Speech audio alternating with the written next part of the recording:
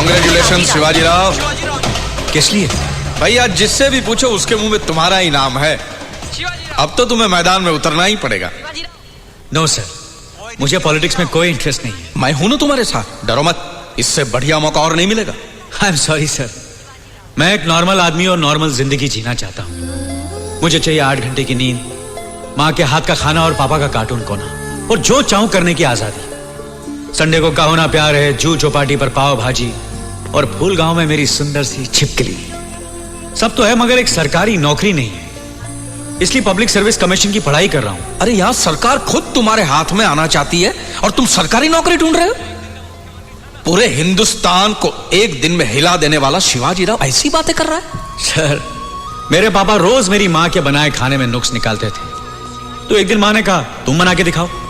पता नहीं एक दिन पापा को क्या जोश आया, उन्होंने अपनी लुंगी उठाई और घुस गए रसोई में और खाना बना डाला। बाई चांस खाना भी अच्छा बन गया। इसका मतलब ये तो नहीं कि वो रोज खाना बना सकते हैं। खाना बनाना उनका काम नहीं है, वो कार्टून अच्छा बनाते हैं और मैं रिपोर्टर अच्छा हूं। तो क्या सारी जिंदगी हाथ में माइक पकड़कर लोगों से सवाल ही पूछते रहोगे? वो मेरा काम है सर, लोगों का प्रतिनिधि बनकर उनके सवाल मैं करता हूं। इतना काफी है? देश का कुछ भला करने के लिए आगे नहीं बढ़ोगे? जरूर बढ़ूंगा सर, लेकिन नेता बनकर नहीं, एक कार्यकर्ता की हैसियत से। अरे ऐसी की तैसी कार्यकर्ता की। यहाँ जनता उम्मीद लगाए बैठी है कि जिस शिवाजी राव का हमने ट्रेलर देखा था, वो शिवाजी राव अब सीएम बनेगा और पूरी पिक्चर दिखाएगा। लोग सांस रोके इंतजार कर रहे हैं। तो शिवाजी राव कहता है कि मुझे 8 घंटे सोना है, पाव भाजी खाना है, कहो ना प्यार देखना है, तो सीएम बन के देखो ना, कौन रोकता है तुम्हें? सर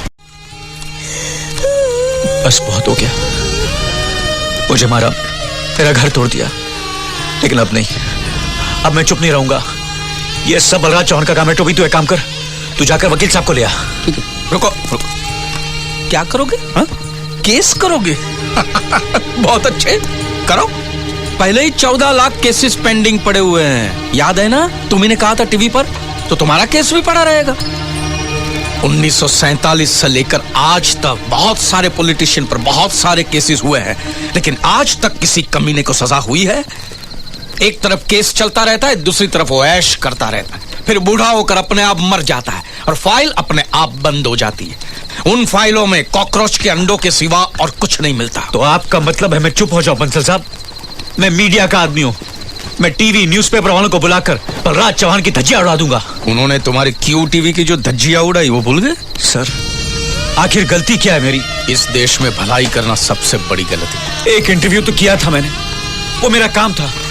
एक दिन का सीएम बना, वो एक्सीडेंट था। सीएम बनकर भी मैंने वही किया जो एक सीएम को करना चाहिए। जो होना था वो हो गया।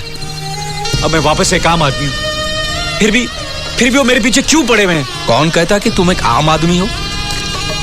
जिस दिन तुम सीएम की कुर्सी पर बैठे तुम आम नहीं रहे, अंगूर हो गए हो पॉलिटिक्स के। और ऐसा अंगूर जिसे अब गुच्छे में रहना पड़ेगा। अकेला रहा तो या तो कुचल दिया जाएगा या सड़ जाएगा। तुम क्या समझते हो कि बलराज चौहान तुम्हें छोड़ देगा?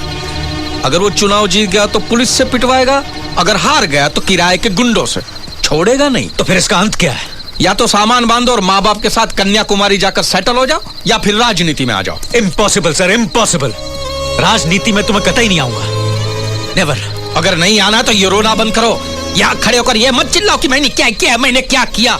साला इसीलिए तो बलराज चौहान जैसे नेता सीना चौड़ा करके चुनाव जीत जाते हैं, क्योंकि जब मुकाबले का वक्त आता है तो तुम लोग दुम दबाकर कोने में छिप जाते हो। तुम्हारे जैसे लोग इस देश के लिए श्राप है। पहले सपने दिखाते हैं और फिर कहते कि नहीं ऐसा नहीं हो सकता। ये ऑटो रुक, चल चल।